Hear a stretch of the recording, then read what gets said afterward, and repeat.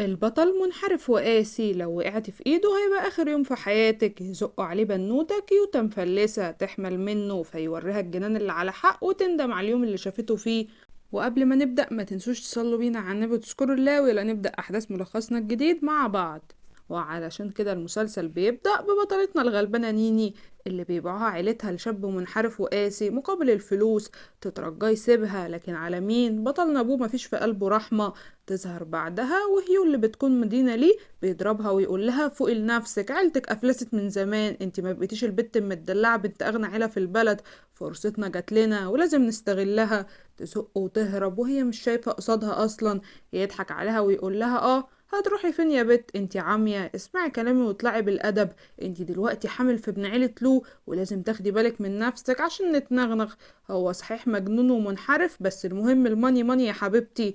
هوب تضربه على دماغه وتطلع تجري. تسمع صوت حد بيقرب منها وتخاف وما تبقاش عارفة تهرب منين. تقوم واقعة في حضن اللي ما بيرحمش بوه، اللي بيقول لها تقرير الحمل ده بيعمل معاكي ايه؟ انت حامل من مين يا بت؟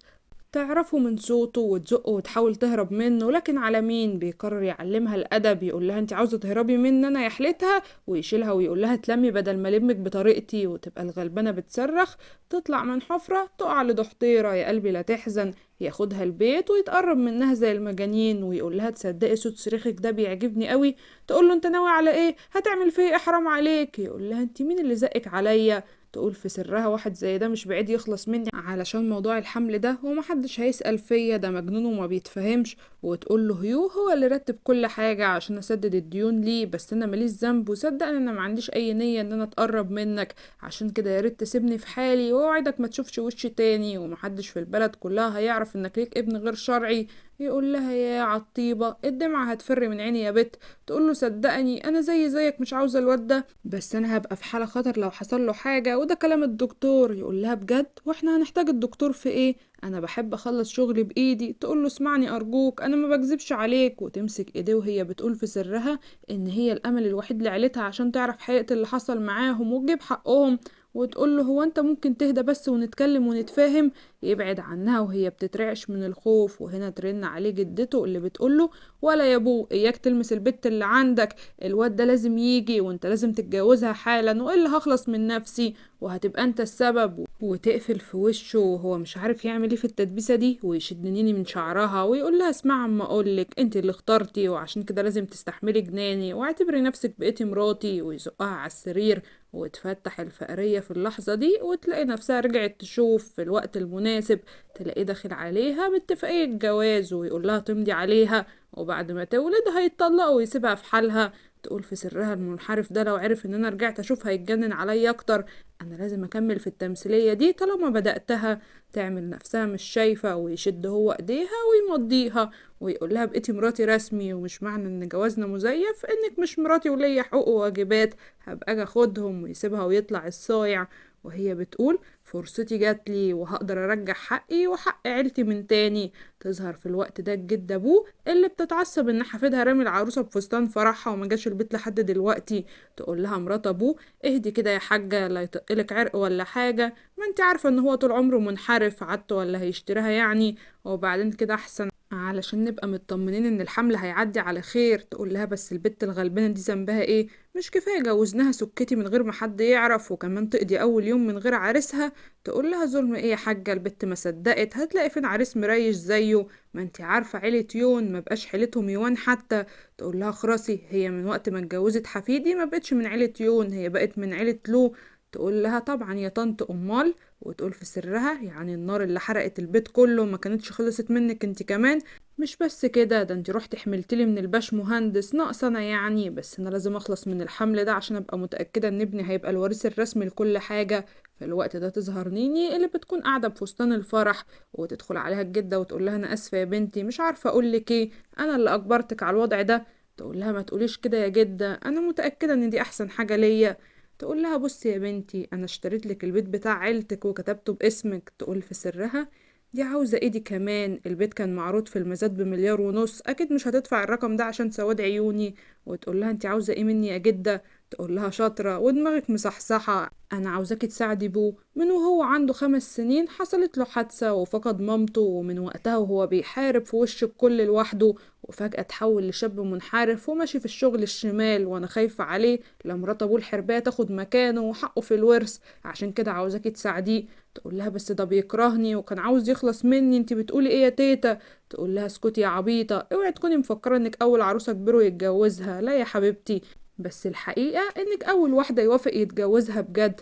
في الوقت ده يظهر المنحرف بو اللي خلى رجالته يمسكوا هيو ويقرروا على اللي حصل، ويقول له المساعد انا اتأكدت من كلامه، هو فعلا اللي خدرها وبعتها المكتب بتاعك، وهي ملهاش اي علاقة برجالة تانية، وكده ممكن تتأكد ان الواد ابنك.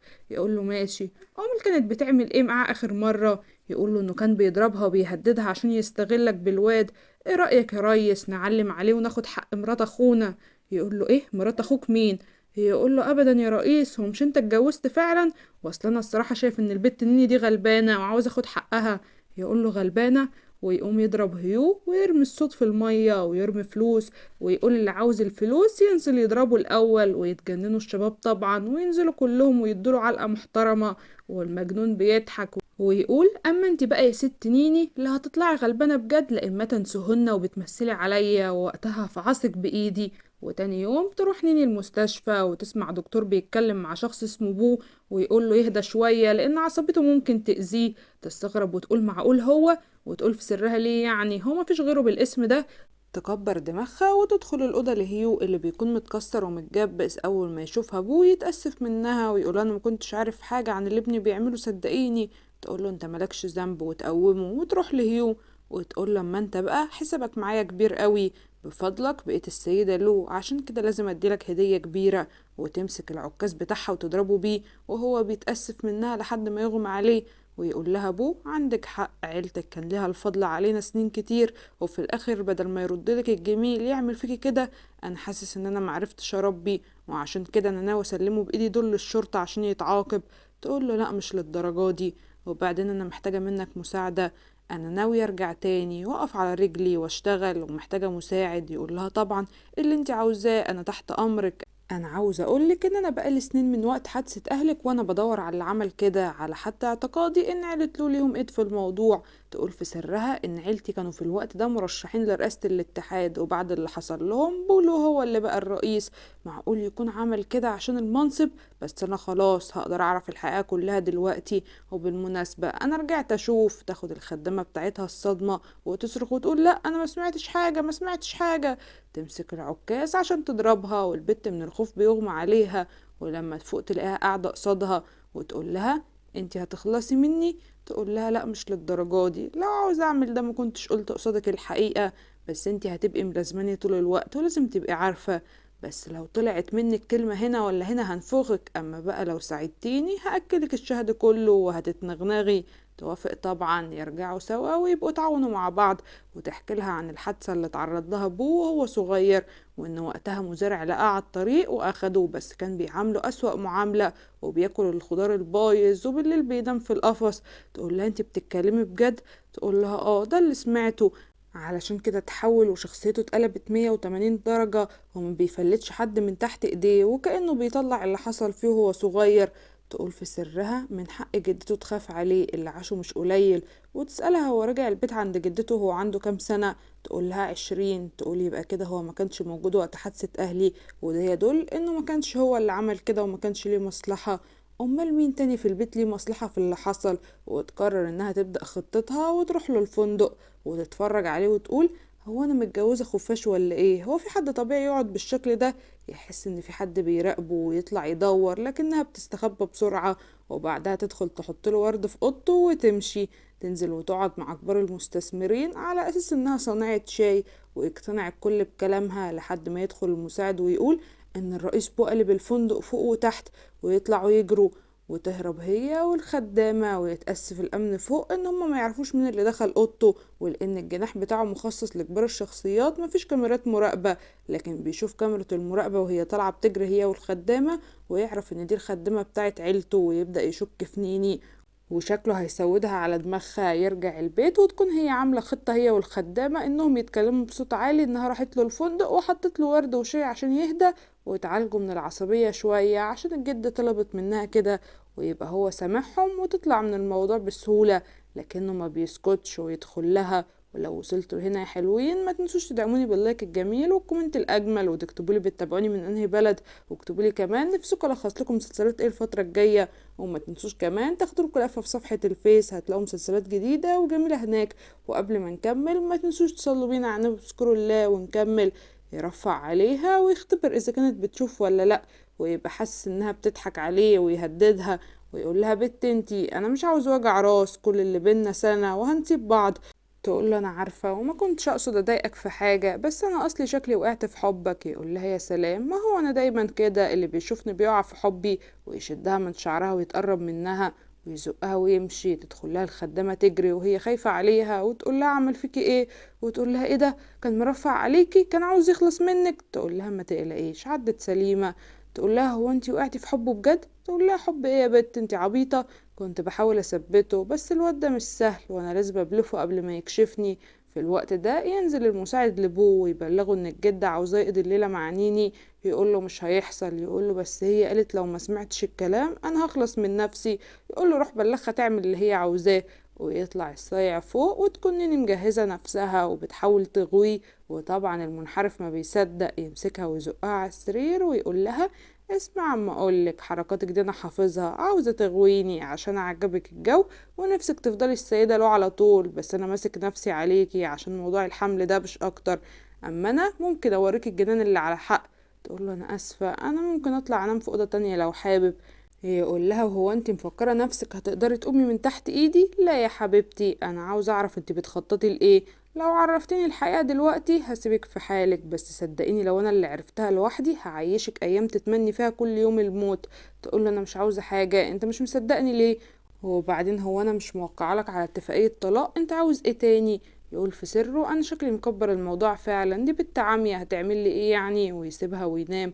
وتفضل هي قاعدة جنبه وخايفة منه لحد ما تروح في النوم وياخدها في حضنه. وتاني يوم تقرر تحضر مزاد عشان معروض في حاجة تخص عيلتها ونفسها ترجعها من تاني. يقول لها المساعد ان كل اللي هنا عائلات كبيرة وحضرتك اكيد عارفة وضعك. تقول له ما تقلقش. واول ما يسمعوا اسمها تقوم لها واحدة وتقول لها ايه ده، بنت عيلة يون؟ انت مش عيلتك كلها ماتت، انت لك عين تيجي هنا بعد افلاس عيلتك؟ يسأل واحد مين دي؟ وتقول ان دي بنت عيلة يون اللي بيتهم اتحرق من فترة وما بقاش اللي هي. يشوفها ابوه ويعمل نفسه مش عارفها لحد ما يقول له صاحبه هي عامية صحيح بس ايه جامدة. يحس انه غيران لكنه ما بيتحركش. تتجاهلهم نيني وتروح تقعد ويبدأ المزاد، ويروح يقعد الصايع جنبها ويحاول يتقرب منها تمسك فيه وهي خايفة. يقول لها انت مصدقتي ولا ايه، ابعدي ابعدي. وبالفعل تكسب المزاد وتاخد الاسورة الخاصة بعيلتها ويلبسها لها، ويتغاظوا البنات انها قادرة تجيب حقها. ومش بس كده، دي بتطلع كمان مع ابوه بتركب عربيته ويحاول يتقرب منها، لكن فجأة بيجيله اتصال وبيتبلغ انه لازم يخلص العملية الليلة في اسرع وقت. وما تبقاش فاهمة منين عملية اللي بيتكلموا عنها. يسألها عن الاسورة وتقوله ان دي كانت هدية من ماما لبابا وانها غالية جدا بالنسبة لي. ياخدها منها ويلبسها ويقولها هدية مقبولة. يبقى هين عليها تضربه لكن ما بتقدرش تعمل معاه حاجة. تروح شغلها ويبقى المكان اتشهر ورجعت تلم فلوس من تاني. تخلص الشغل ويجي السواق عشان يروحها، لكنه بيكون مش مظبوط وعمال يبصلها بصات غريبة. ويفتكر لما مرات ابو بو كلمته وقالت له انها عاوزاه يتخلص من حوار الحمل ده قبل ما يتم عشان ابنها ياخد الورث كله. يقول لها بس دي بنت غلبانة وطيبة خالص. تقول له بقى كده، لا اسمع عما اقولك، هي ولا عيلتك شوف هتختار مين.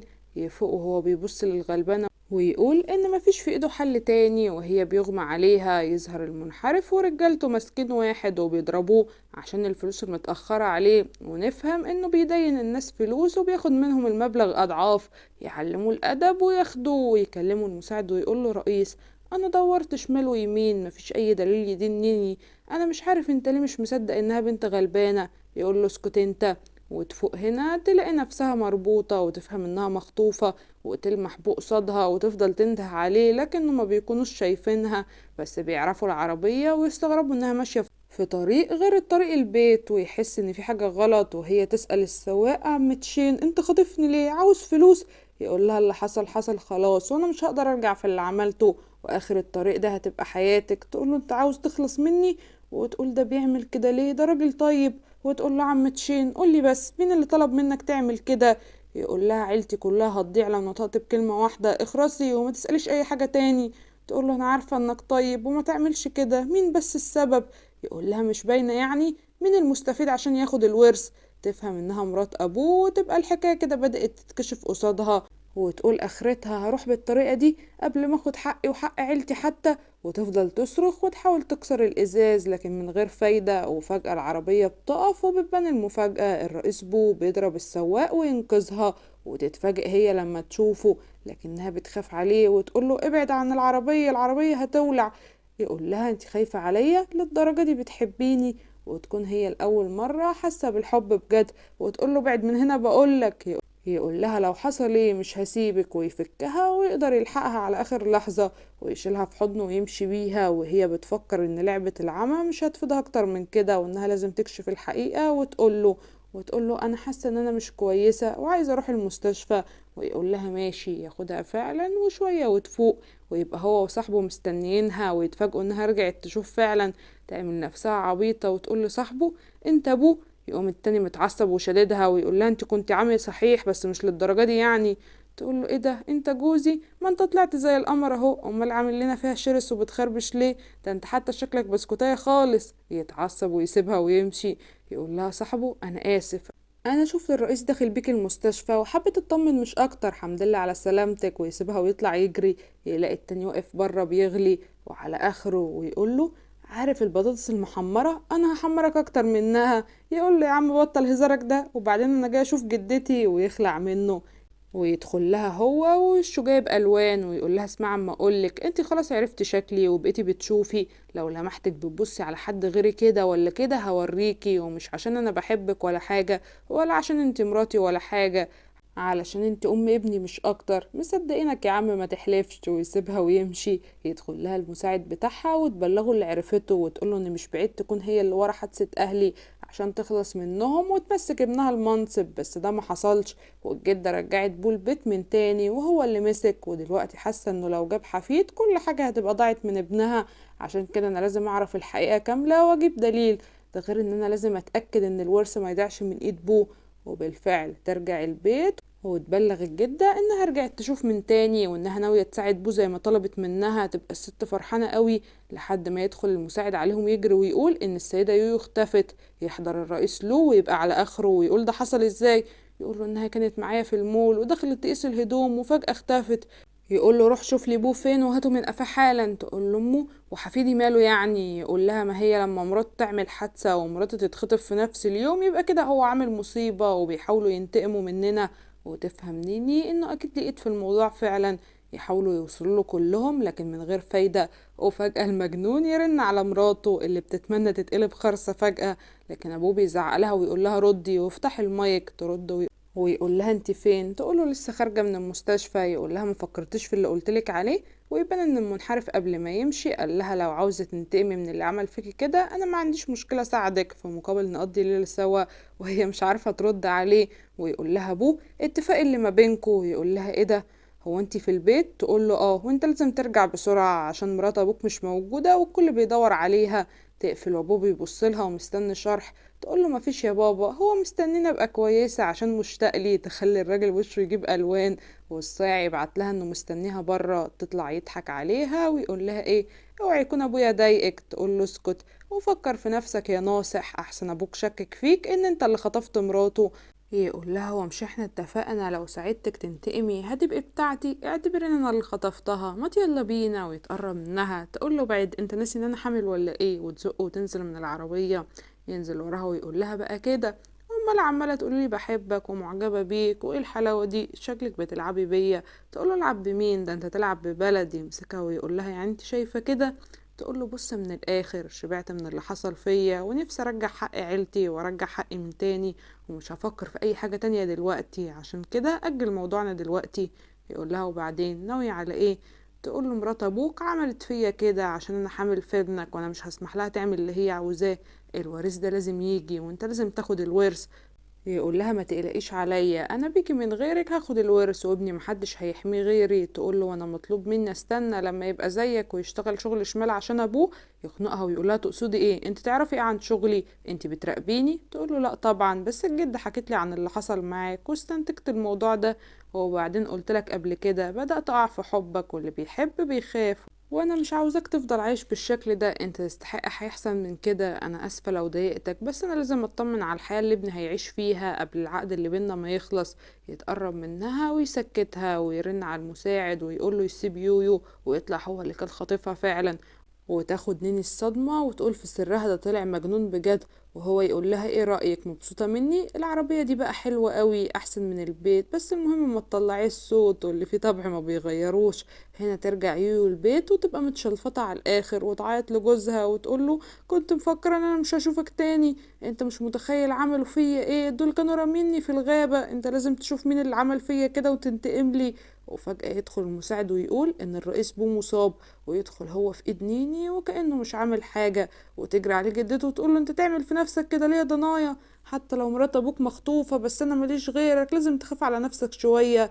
تقول لها يو نعم، وهو ماله بيا؟ تقول لها انت ما تعرفيش، هو اللي راح عشان ينقذك وحصل فيه كده بسببك.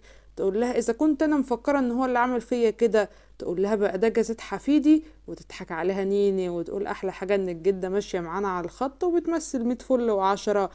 يقول لابوه يعني عاوزني اصدق انك انقذت مراتي؟ يقول له بقى هو ده اللي حصل. وتقول له نيني الصراحه يا بابا هو نقذها فعلا، بس عشان يثبت براءته ومحدش يقول ان هو اللي كان خاطفها زي ما حضرتك كنت شاكك. تقول لها يو ما احنا طبيعي نشك فيه، يعني ايه اتخطف بعد الحادثه اللي حصلت لك بكام ساعه؟ تقول لها ايه علاقه الحادثه بتاعتي بيكي، ولا لا تكوني انت اللي مدبره لي الحادثه؟ تقول لها وانا اعمل كده ليه؟ تقول لها ابدا، انا قلت اسال زي ما انت بتسالي طالما هنشك في بعض. تتغاظ يو وتقول في سرها قدرت اخلص من عيلتك كلها وهقدر اخلص منك انت كمان. ويقوم بو يقول كفايه كده، انا بس عاوز اقول اللي هيفكر يلمس مراتي هتبقى اخرته وحشه، وياخدها ويطلع. تمسح له نيني المكياج ويقول لها بس ايه تمثيلك عجبني اول النهارده وكانها مش اول مره، يا ترى مثلتي عليا كام مره قبل كده؟ تقول له دي جلسة ان انا بحاول اساعدك يعني. يقول لها لا، بس انا بفكرك العبي مع الكل الا انا، لان عقابك معايا هيبقى تقيل. ويشدها عليه ويتقرب منها وهي خايفة وتقول الواد ده قليل الادب انا هربي ازاي، وتعمل نفسها قرفانة. يقول لها يا سلام، هو ابني دوت ما بيحبنيش ولا ايه؟ امشي من هنا يلا. ويقول في سره البت دي مش سهلة، بتحبني ومش عاوزاني، انا شاكك ان في حاجه لسه مخبيها عليا شويه. ويطلع لها يلاقيها بتراجع العقود بتاعه الشركه. يقول لها انت بتعملي ايه؟ تقول له انا سمعت انك مضيت على عقد غلط خسرت الشركه مليار دولار، هو الكلام ده بجد؟ رغم ان العقد باين قوي ان في حاجه غلط. يقول لها انت متوقعه ايه يعني من واحد ما راحش المدرسه يوم واحد حتى؟ انا مش بتاع علام. تفهم ان هو اصلا ما بيعرفش يقرا ويكتب. وتقول له اللي حصل حصل، احنا لازم نبص لقدام عشان خاطر الجده اللي بتحبك ونفسها تطمن عليك. يقول لها خرسي مش وقت الكلام ده دلوقتي، ويشدها عليه تبعده وتقول له استنى بس، ورانا مشوار طويل لازم نخلصه. وتاخده وتحاول تساعده وتجيب له السوبر ماركت كله قصاده عشان تشجعه، وكأنها اخده ابن اختها الحضانة. والصايع عاوز تشجيع من نوع تاني، يشدها يقعدها في حضنه. وتاني يوم تروح له الشركة وتعمل نفسها السكرتيرة بتاعته، وأول حاجة بتعملها بتتخانق مع سكرتيرة يويو وبتطردها وتطلب لها الأمن وتدخل للرئيس. يقول لها ايه ده سكرتيرتي؟ ده من امتى ومين اللي عينك؟ تقوله انا لازم ابقى جنبك طول الوقت، واكيد مش همشي اقول اللي في الشركة انا مراته. يشدها الصايع ويقول لها ممكن نقول انك عشقتي عادي اللي يريحك. تقول له عقل كده وخلينا نركز في الشغل. ويبدأ يحضر لمسلسل جديد، وتقوله لازم نجيب مخرج معروف وأبطال معروفين ونقلب الصحافة على الخبر عشان الشركة ترجع تقف تاني على رجليها. في الوقت ده تجري السكرتيرة بتاعت يويو وتبلغها بالخبر وتقول لها كله بسبب الحربية نيني دي، هي اللي فوقت الواد ده، انا لازم اخلص منها في اقرب وقت. وتقول لها دي مش بس فوقته للشغل، دي كمان طردتني من الشركة. تقول لها بقى كده لا، ده البت ده انا هربيها بنفسي. وبالفعل تاني يوم تحضر حفل عيد ميلاد صاحبه عشان تقابل ممثلة مشهورة وتقنعها تبقى البطلة، لكنها بتطلع ما بتلاقيهاش وتستغرب لما تشوف صورتها وتفتكر انها نفسها حبيبة اخوها اللي كان بيكلمها دايما عليها. في الوقت ده يفضل يرن عليها ابوه لكنها ما بتردش، يتجنن ويكلم صاحبه ويسأله عليها لكنه بيقوله انها كانت هنا من شوية بس اختفت. يقوله هاتهالي ولو كانت تحت تقطيع الارض. في الوقت ده تظهر نيني اللي بتكون مخطوفة في مكان مهجور ومربوطة، ويدخل عليها راجل غريب ويحاول يخلص منها، لكن هوب بتضربه البنت على دماغه وتوقعه وتفك ايديها، وتطلع الممثلة وتقول لها انت ايه اللي جابك ورانا؟ تقول لها انا خفت عليكي وقلت انقذك. تقول لها انت عاملة زي اخوكي، ما لقيتش حبيب بعده، بس اعمل ايه نصيبي. ويقعدوا يتكلموا الاتنين وينسوا نفسهم ولا كأنهم قاعدين في كافيتيريا، وتحضنها وتعيط، وفجأة يسمعوا صوت ضرب من بره، ويطلع انهم في القبو بتاع البيت، ويستغربوا ايه اللي بيحصل في العيد ميلاد، ويكون المجنون بو ماسك سكرتيرة يويو بيهددها عشان تنطق، وتقول له نيني فين. والبنت عماله بتقول انها ما تعرفش حاجه، لحد ما تطلع نيني من وراه وتقول له ايه اللي بيحصل هنا. يقول لها انت كويسه؟ انت كنت فين؟ تقول في سرها ده دماغه صغيره قوي، لو عرفته الحقيقه وان انا كنت مخطوفه مش بعيد يخلص من البنت. وتقول له انها كانت بتساعد جيو عشان تقنعها تمثل معاهم. يفرح وياخدها ويمشي، يضحك صاحبه عليه ويقول ده من امتى الرئيس القاسي اللي البلد كلها بتخاف منه حتة بنت ماشية على العجين ما يلخبطوش. يرجع البيت ويقول لها تعالي هنا، ويقوم شددها ويقول لها انا صبري نفس، هتبقي بتاعتي امتى؟ تقول له ما انا بتاعتك اهو، نخلص شغلنا الاول. وهنا تكلمها جيو وتقول لها انها موافقة على العرض بتاعها. تفرح وتقول له شفت خطتنا بدأت تنجح. في الوقت ده تروح السكرتيرة ليويو وتبلغها ان خطتهم فشلت واتقلبت عليهم. تقول لها ما تقلقيش هعوضها. وبالفعل يجي يوم العرض الاول، والكل في المؤتمر الصحفي بيبقوا مقلوبين على نيني. واحدة تسألها احنا ما نعرفش ان حضرتك متجوزة، امال انتي حامل من مين؟ وصحفي تاني يسألها هو صحيح الرئيس بو في علاقة حب الايام دي؟ تزعق لهم جيو وتقول ان الاسئلة اللي هتتسأل النهاردة خاصة بالمسلسل لا اكتر ولا اقل، محدش يتعدى حدوده. وهنا يكلمها بو ويطلبها تيجي المكتب بسرعة.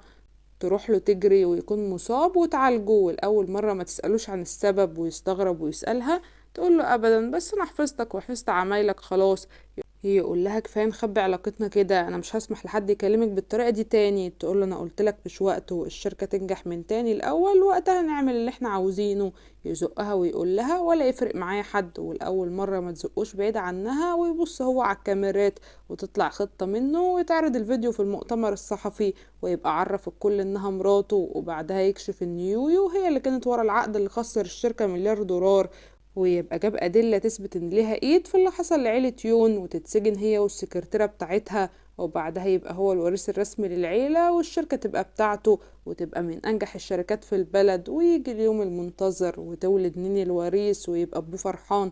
لكن الفرحة ما بتكملش، تاني يوم تكلمه الجدة وتقوله إن نيني لمت حاجتها ومشيت، وتسيب له رسالة إنها كانت بتضحك عليه طول الفترة دي، ومن البداية كانت معتبراه أداة تساعدها في أخذ انتقامها، وان الاتفاقية اللي ما بينهم خلصت وعشان كده قررت تمشي وتسيبه، وتقوله انها عمرها ما حبته وعشان كده لازم يتطلقوا. ويبقى ابوه مصدوم من اللي بيسمعه، وتبقى سايباله اتفاقية الطلاق ومجهزة كل حاجة، وتبقى مجهزة نفسها عشان تروح بيت عيلتها وتعيش فيه. لكنه بيجيلها ويقولها انت بتقولي ايه؟ انت بتقولي انك ما حبتنيش، انت بتكدبي عليا، دي لا يمكن تكون الحقيقة. ويقطع لها اتفاقية الطلاق. تقول له انا قلت لك اللي عندي ودي الحقيقة، انت مش عاوز تصدق ليه؟ يشدها في حضنه ويقول لها ما تسيبنيش. تقول في سرها لو ضعفت مش هقدر ارجع اسم عيلتي من تاني، ده مش وقت حب وجواز. وتزقه بعيد وتقول له انت صحيح انقذتني وساعدتني اعرف الحقيقة، وانا ساعدتك تبقى الوريث، كده مفيش حد فينا مديون للتاني. يمسكها ويقول لها ايه اللي انت بتقوليه ده؟ لو صح انا هخلص منك. تقول له بقى هو ده حبك ليا؟ انت ما اتغيرتش، انت زي ما انت. وتسيبه لسه هتمشي، يطلب منها تيجي معاه لآخر مرة، وبعدها هيوصلها المكان اللي هي عايزة تروحه بإيديه. وفعلا ياخدها ويوريها المكان اللي كان بيرجع لها كل يوم منه متشلفط، ويبان انه بيلعب ملاكمة، وتتفرج عليه وهو بيلعب وما تقدرش تمسك نفسها من خوفها عليه. وتبقى اخيرا حست قد ايه هي بتحبه وما ينفعش تبعد عنه، وتعترف له بحبها ويروح يتقدم لها من تاني وفي بيت عيلتها كمان، واخيرا يبقوا سوا مع ابنهم. ويخلص مسلسلنا على هنا. اتمنى يكون ملخصنا النهارده عجبكم. ما تنسوش تشتركوا في القناه وتفعلوا زر الجرس عشان يوصلكوا اشعار لما انزل ملخص جديد. وما تنسوش اللايك الجميل والتعليق الاجمل، واشوفكم في ملخص جديد. باي باي.